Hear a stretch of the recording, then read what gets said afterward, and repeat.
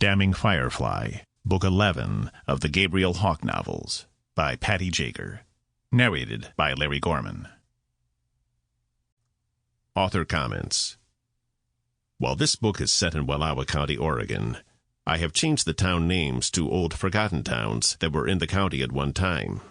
I also took the liberty of changing the towns up and populating the county with my own characters, none of which are in any way a representation of anyone who is or has ever lived in Wallowa County. Other than the towns, I have tried to use the real names of all the geographical locations. Special thanks to Tim and Nikki Norman for joining me on my trip out Starvation Ridge, and Tim for changing my tire that popped from the rocky roads. Also, my critique partner, Karen McBride, my beta readers, Danita Cahill and Louis Brewer, my editor, Maggie Holcomb, and final proofreader, Delise Peterson. Without all of their input and guidance, this book wouldn't be here. Prologue. She studied the young woman sitting across from her. There was a definite resemblance to her mother, and of course, the father. "Mrs. Toman, please. Everyone calls me Rosa. What can I do for you?" She smiled and softened her gaze on the young woman clutching her purse as if it held her courage. "My mother, Eloise Laud, lived here as a child. She left when she became pregnant with me." "I remember Eloise.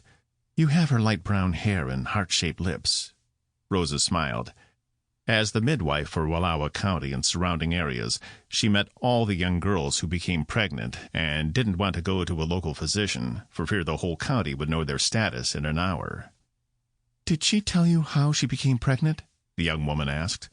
Her eyes narrowed, her cheeks reddened, and her voice trembled with emotion. "Yes, she was raped."